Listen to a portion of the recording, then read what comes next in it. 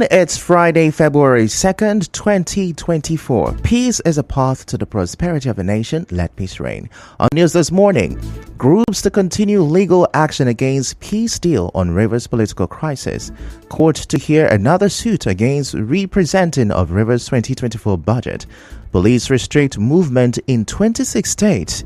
Rivers State University students appeal for reduction in tuition.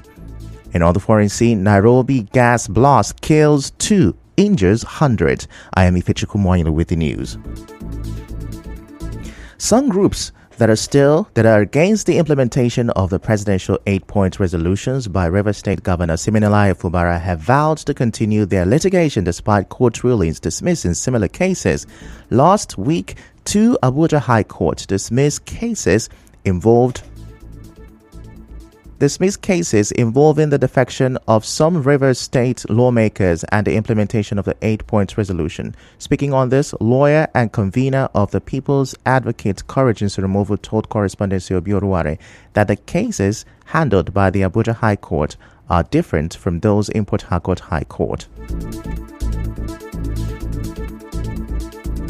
The point I'm making is that the claims of the elders in Rivers State, I am not fully abreast of their claims. However, if the matter was dismissed on grounds of technicality or struck out on grounds of technicalities, we will continue with our own matter and let the court decide one way or another. We have not pulled out, and whatever arises, we will let the public know.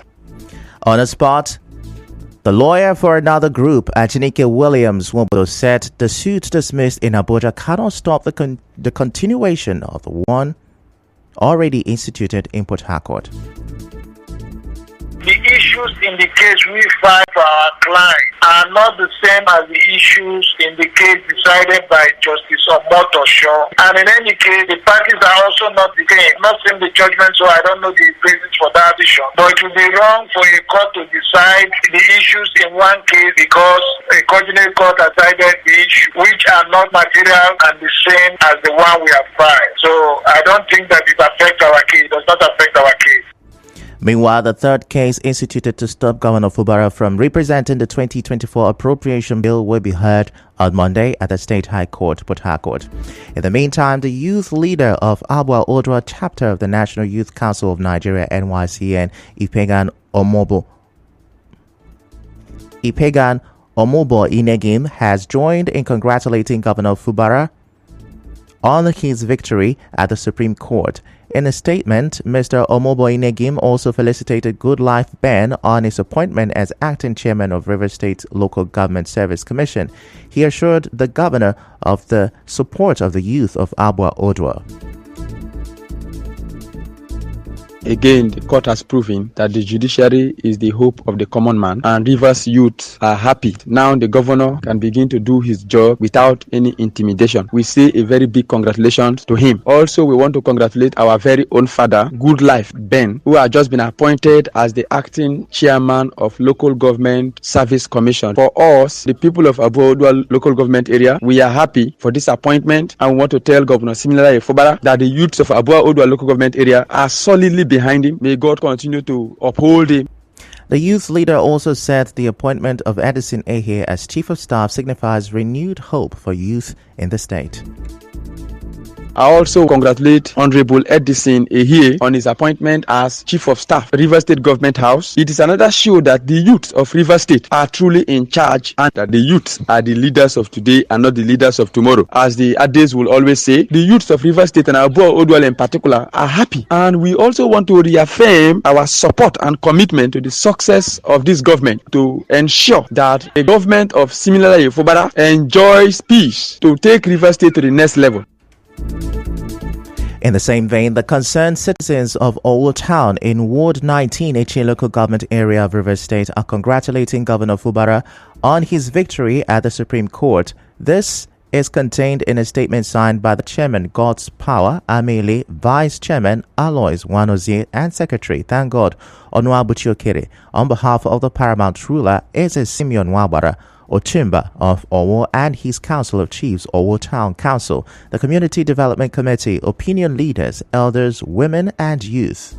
The group also appreciated Governor Siminalayi Fubara for appointing worthy sons of Iche ethnic nationality into positions of trust. While calling on the governor to include Owo in his development agenda, they prayed to God to give the governor and his deputy Ngozi Odu the wisdom and strength to perform optimally in office. Moving on, the Rivers State Police Command has trained its personnel in riot handling and tactical combat to improve their performance. The 3-week training comes barely a month after the command trained over 50 officers in arms handling to address the issue of accidental discharge.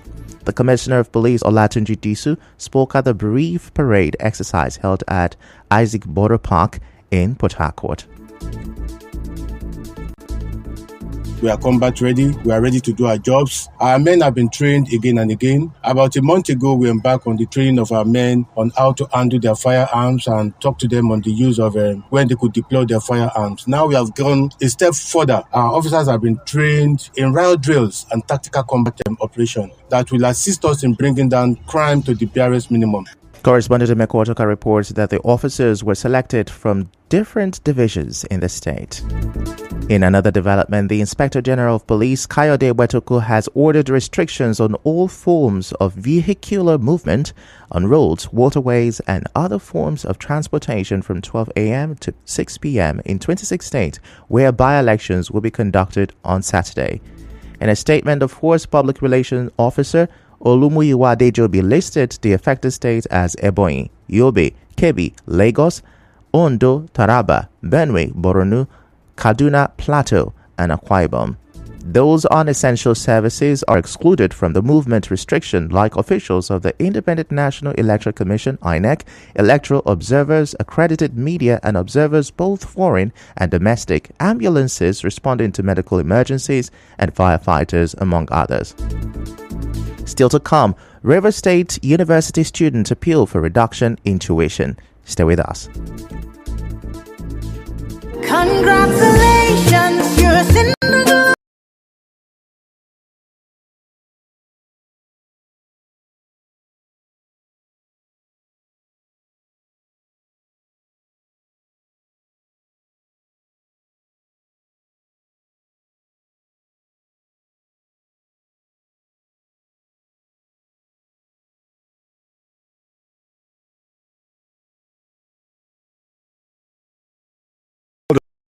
the Rivers sons and daughters who gave you the mandate to lead us. We are rest assured that the victory will spur you to do even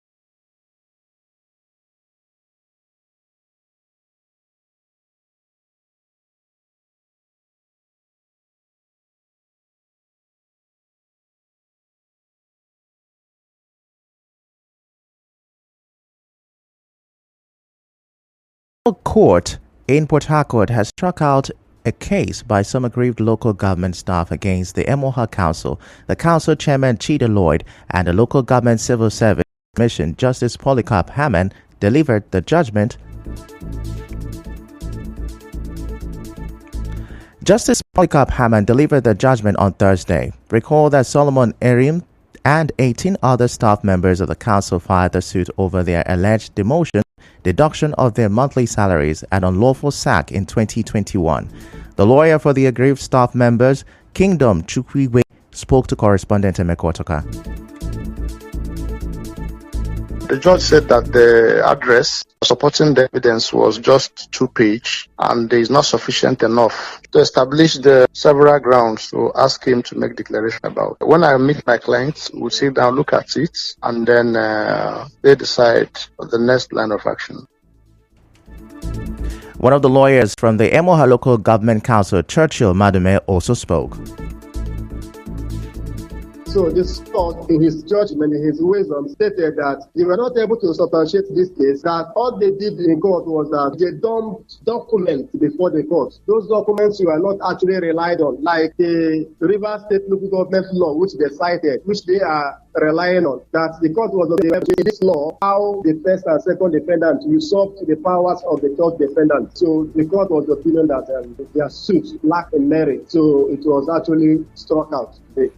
Also, the chairman of Emoha Local Government Area, Chida Lloyd, says the council will now institute a legal action against the aggrieved staff to retrieve all the money that was illegally paid them. A white president of Ogoni Liberation Initiative, Babeke, has advised those he described as a action of Mosop against using the detriment of Ogoni people.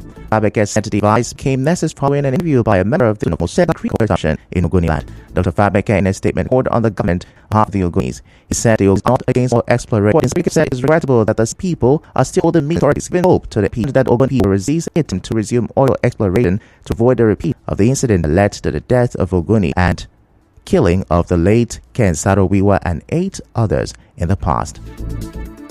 Elsewhere, some students of Rivers State University Oroko are willing to other fees, and an issue of they said increase in fees has been overwhelming. Increments are made regardless of economic action. Most of us with this now, there is issue of no school fees, no exams. Review and reduce the high amount of school fees paid by students in the Rivers State University. Our correspondent reports that students who are indigenous in the nursing sciences pay 108,100 naira, while non-indigenous pay 462,500 naira. Indigenous in the faculty of law pay 116,700 naira, while non-indigenous pay 166,700 naira. The Department of Science and naira. The school has yet to speak on this. In other news, the regional editor of Business Day newspaper South, South, and Southeast, Ignatius Chukwu, has announced the burial of his wife, Celine Chidimma Nwachukwu.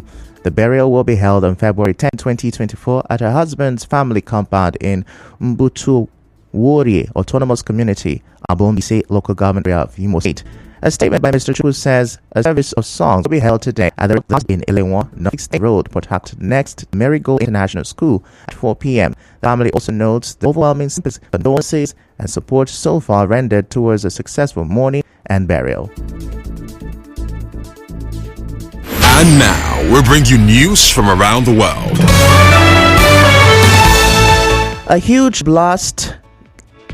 gas blast in the Kenyan capital, Nairobi, has killed at least 2 people and injured over 222 others.